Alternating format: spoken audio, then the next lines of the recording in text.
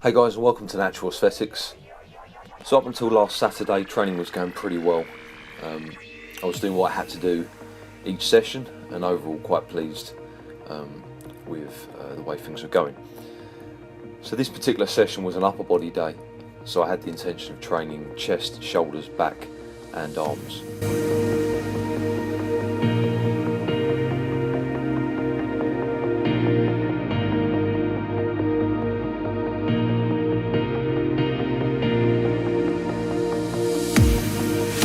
First exercise was dumbbell chest press, and just decided to go a little bit heavier than usual. Now I could have done this weight a few months ago, but it's certainly heavier than what I've done over the past few months as I've been dieting. But the motivation was flowing. I was training with someone, I tried it, 60k aside, with the intention of getting 2 reps, and that happened. Just strained my pec, and unfortunately in Snap Valley for a week or so. Now I have a lot of scar tissue that's been built up in those areas from when I was younger. I used to get injured there a lot, just like I said before on this channel, through poor training styles, not really understanding how to balance a workout, poor technique, etc, etc. So I do have a bit of scar tissue that's been built up there, and I kind of know how to work around these injuries. So this video is a full week of training, showcasing how I've been training around my pec strain. It's a balance. You've got to get the balance right, okay? You don't want to leave too long. You want to try and leave as much time as possible. So like in the off season, it wouldn't really be a problem. You know, when you gain your strength, you're eating a lot. You just take like a week off, maybe 2 weeks, from doing any heavy pressing. You still train most other exercises, and you'll be fine. The problem is, however, because I'm dieting, I guess I'm more susceptible to losing muscle, because these competitions are coming up now quite soon. So I'm just worried that if I leave it too long, because I'm not getting the calories in that I need, I will lose that muscle. So I've got to get that balance right, where I leave it long enough to enable it to heal somewhat, but too long and I'm going to lose muscle size on my pecs, which I really don't want to do. Prior to the shows that are coming up. So basically this happened on Saturday. I then rested Sunday and Monday, complete rest. I pretty much iced it continuously for the Saturday late afternoon and evening it happened, and then Sunday up my fish oils, been using some tiger balm, and just rest. So on Tuesday it's time to train legs again, and I did the exercise you can see here. I did some pre-exhaust set of squats. The reason why I don't want to do barbell squats is because it feels uncomfortable when you push the elbow back that far. It's unwise to put that stress through the shoulder so soon. So just choose some other exercises to do, but don't put any stress on the shoulder.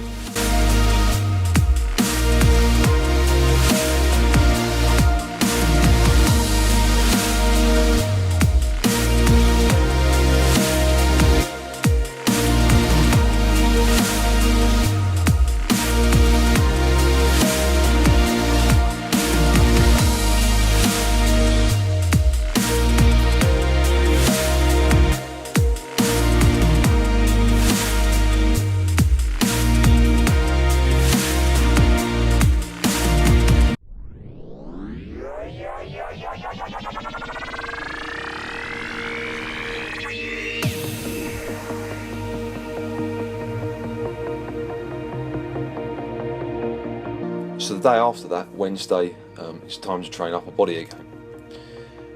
Now the focus of this session is back, and I start with some heavy bent rows. Now the intention wasn't necessarily to go that heavy. I just wanted to kind of see how the shoulder felt while doing these, but it was fine. There was no pain on these, so that was all good. So I went up to 140 with 5 reps, and then backed off to 100k for a set of 20. That was all good. So the intention of this session is to try and pack as hard as possible, really, without interfering in the recovery of the shoulder, and then maybe try a little bit of shoulder work, just trying to find an exercise that I can do without much pain, because some of the overhead pressing still hurts. Things like upright rows, lateral raises, they just feel uncomfortable, so I can't really do any of those. So this exercise was just like a 3/4 range press, Sticking to the range of movement that doesn't hurt, guys, that's a must. If you can find an exercise where you can still train that muscle in a certain range of movement that doesn't hurt, then do it. Don't worry about if the reps aren't perfect. Then if you're not doing full range of motion, you can go back to that when the shoulder's better. But at least this way I'm doing something where I'm going to minimise muscle loss. So I did some front raises, did a few sets of lighter weights, and then did one very high rep set with these weights, which were 16 or 18k, I can't remember. Didn't even count the reps, just did it until felt like I had a pretty good pump in my shoulders. And bear in mind, I still can't do vertical pulling, like pull-ups and lat pull-down, that kind of stuff's out of the question. So it's mostly horizontal pulling, like bent over row or low row. In the session after that, I did some arms. Just be wary of doing things like heavy push downs. It's going to tax the pec a little bit. And skull crushers were really uncomfortable. So basically all I did was some rope push downs. Biceps were pretty cool. I did some barbell work. And then some forearms. So just keeping it simple, don't have to do too much, just making sure that you're minimising the risk of muscle wastage. So the day after that, Friday, it's back to lower body day. And I started with some front squats, simply because it just felt more comfortable in back squatting still. I don't have to stretch that pec back because my elbows are in front of the bar. And even though the weight is resting on the shoulders, it's not causing any discomfort at all, as opposed to the back squat. And then did some leg press, went up pretty heavy, 450 kilos, something like that. And this one feels harder and heavier than the one in my usual gym that I train in. So I was pleased with that. Did a few sets of 50 reps as well. And then did some leg extensions, again, a few heavy sets, and then working up to a set of 50. Hamstring curls and calves, as usual, to finish. So then on Saturday, it's back to upper body. And really the purpose of this session is to try and train back as hard and heavy as I can without irritating the shoulder pec area.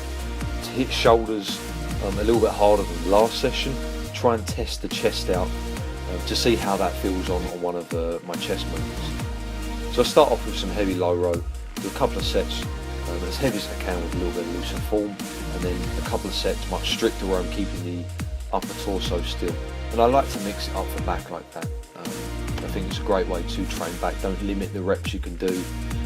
Carry on. If that means using a bit of body language to get the weight moving, then so be it. As a nice bonus from this style of training where you're utilising heavy weights, a lot of heavy pulling, your forearms will be quite well developed. So then moving on to some dumbbell row, 60k. Had to be a little bit careful on my right side, picking the weight up from the floor felt a bit uncomfortable on my pec. Then some Smith machine shoulder press. Feels pretty good overhead now. That's really positive going forwards into this week. And then did some chest flies. Did feel a little bit awkward, did feel tight on my right pec. The purpose of this exercise is to simply push as much blood as I can into the pec to aid recovery and rehabilitation, not to tax the muscles. Get a nice pump doing it, but it's not heavy enough to induce any undue discomfort in the pec area. Like, I wouldn't be able to do like heavy pressing or bench pressing at the moment, so there's no need even trying. I'll try that maybe later on.